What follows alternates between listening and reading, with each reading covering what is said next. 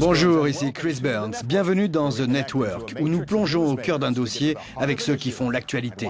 Attention, ils doivent répondre en 25 secondes maximum, sinon... Voici tout de suite le dossier du jour. La route a été longue et difficile pour la Croatie jusqu'à l'adhésion à l'Union européenne. Elle est la deuxième ex-république yougoslave à y parvenir au prix d'une décennie de négociations, de réformes et d'arrestations de criminels de guerre. Alors que l'Union accueille son 28e membre en juillet, les regards se tournent vers les candidats en attente.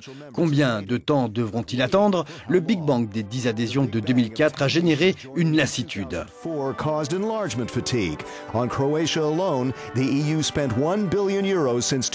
Rien qu'en Croatie, l'Union a dépensé 1 milliard d'euros depuis 2007 sur des projets de développement. Sur fond d'austérité, les largesses accordées aux États candidats sont mal perçues. Pourtant, dans les Balkans, la perspective de l'adhésion est un puissant facteur de paix. Quelle taille pour l'Union européenne? Quelles sont les chances d'adhésion de la Turquie alors qu'un soulèvement populaire vient tester l'engagement du gouvernement à démocratiser la société? Vous êtes avec nous dans The Network, également connecté depuis le bureau bruxellois d'Euronews, Stéphane Füle, commissaire à l'élargissement et à la politique européenne de voisinage. Depuis le Parlement européen à Bruxelles, Selim Yenel, ambassadeur de la Turquie auprès de l'Union. Également au Parlement européen, Duško Lopandić, ambassadeur de la Serbie auprès de l'Union. Nous avons 2 des 5 pays candidats représentés ici aujourd'hui. Tout d'abord, une question pour vous tous, à commencer par Stéphane. 1 milliard d'euros pour la Croatie, on vient de le voir. L'Union européenne a-t-elle les moyens de son élargissement? Comment le justifier auprès des contribuables?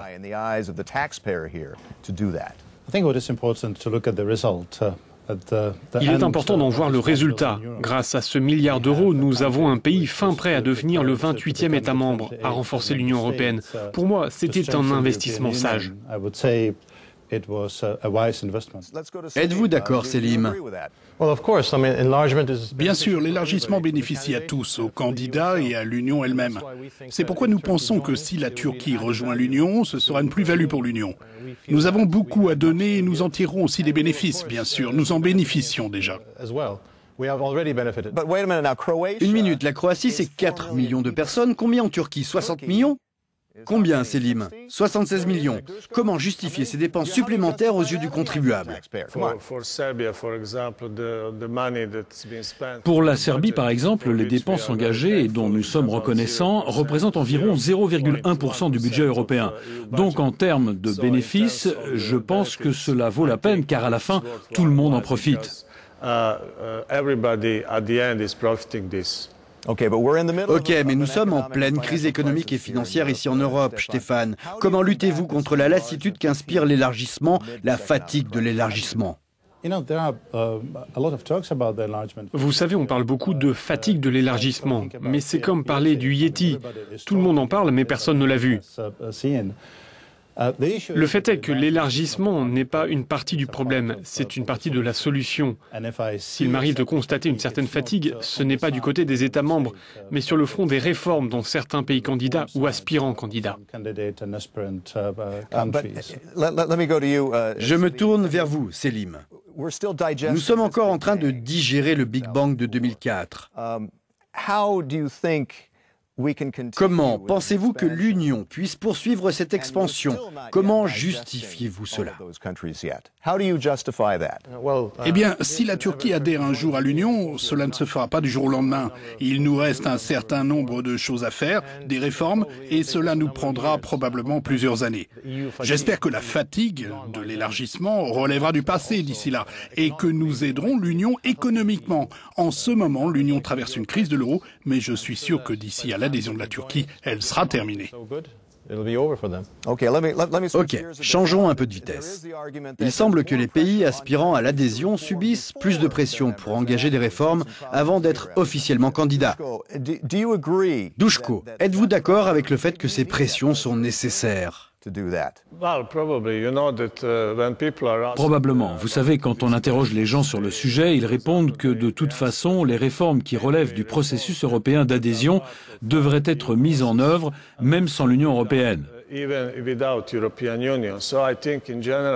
Donc je pense qu'en général, les réformes suggérées par l'Union européenne sont acceptables pour la population. Mais certaines sont difficiles à accomplir. Oui, exactement. Stéphane, l'Union a tiré des leçons de ce fameux Big Bang. Certains pays traînent des pieds depuis leur adhésion pour opérer certaines réformes. L'Union a-t-elle des regrets? Se montre-t-elle plus prudente? Est-ce que cela a changé le traitement des nouvelles candidatures? Aucun regret, peut-être même pas de prudence, mais l'Union se montre effectivement plus attentive à la crédibilité du processus.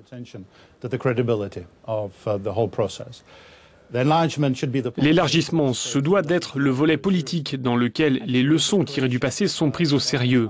Cela a été le cas pour la Croatie qui a dû remplir, comme jamais avant elle, de nouveaux critères, de nouvelles approches. Ses performances ont été suivies plutôt que de lui laisser cocher des cases. Selim, je crois savoir que vous espérez ouvrir un nouveau chapitre dans les négociations d'adhésion. À quel point y croyez-vous dans le contexte des événements actuels en Turquie? Eh bien, cela fait 3 ans que nous n'avons pas ouvert de nouveaux chapitres. Les Français ont levé leur blocage sur la politique régionale, soit le chapitre 22. Nous espérons que cela aura des suites heureuses, qu'il n'y aura pas de couac ici ou là, donc nous espérons que les choses se dérouleront comme prévu. Ok, très bien. Duško, parlons des points d'achoppement pour la Serbie. Tensions ethniques, corruption, crime organisé, réforme judiciaire. Cela fait beaucoup, comme pour la Croatie. Vous gardez espoir? Eh bien, il y a eu beaucoup d'améliorations et de progrès en Serbie et dans les Balkans ces 2 dernières années, en dépit de toutes les difficultés que vous mentionnez. La Serbie, comme vous le savez, est candidate depuis 1 an. Nous regardons vers l'avenir et nous avons préparé beaucoup de choses pour les négociations, y compris sur le sujet le plus épineux, à savoir le dialogue entre Belgrade et Pristina. Oui, le Kosovo. Et vous pensez donc que cela peut être résolu, mais Stéphane, c'est un gros problème depuis longtemps. Non seulement la Serbie a tout fait pour remplir les critères d'adhésion, mais aussi pour remplir la priorité clé définie par la Commission et les États membres, qui est une normalisation et une amélioration des relations entre Belgrade et Pristina.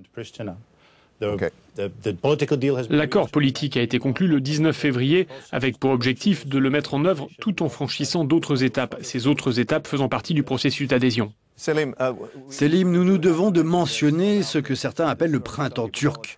Quel impact peut-il avoir sur votre processus d'adhésion? L'accélérer ou le freiner? Ce à quoi nous assistons n'est autre que la démocratie en marche en Turquie. C'est le résultat des réformes. La Turquie est aujourd'hui une société beaucoup plus ouverte où l'on peut parler de tout. Et ces derniers événements l'ont démontré, en fait. Nous avons vu des gens descendre dans la rue pour exprimer, disons, leurs souhaits. Et le gouvernement a écouté. Mais tout dépend de la suite. Le Premier ministre a dit que cela avait été un test pour tout le monde et que nous restions attachés aux réformes. Le week-end dernier encore, nous avons reçu un groupe d'évaluation des réformes mises en place. Nous tiendrons nos engagements quoi qu'il en soit. Duško, pour la poudrière des Balkans, est-ce qu'un ralentissement du processus d'adhésion peut être dangereux? Y a-t-il urgence? Absolument, je suis d'accord avec vous. Je pense que les Balkans ont besoin d'un nouveau cadre politico-économique et ce cadre, c'est précisément l'Union européenne qui est à la fois un projet de paix et un projet de croissance. Ok, un gros morceau. Stéphane, dernière question. Quelle taille idéale pour l'Union européenne? Aussi grande que le souhaitent les États membres. L'article 49 parle des États européens, de qui peut devenir membre. Si un État promeut les valeurs fondatrices de l'Union européenne, et si les États membres sont favorables à son intégration, c'est quand ces deux volontés se rencontrent que nous décidons de la taille de l'Union européenne. Merci beaucoup Stéphane, merci à tous nos invités, Stéphane Füle, Selim Yenel et Duško Lopandić. C'était Chris Burns, merci de vous être connecté à The Network.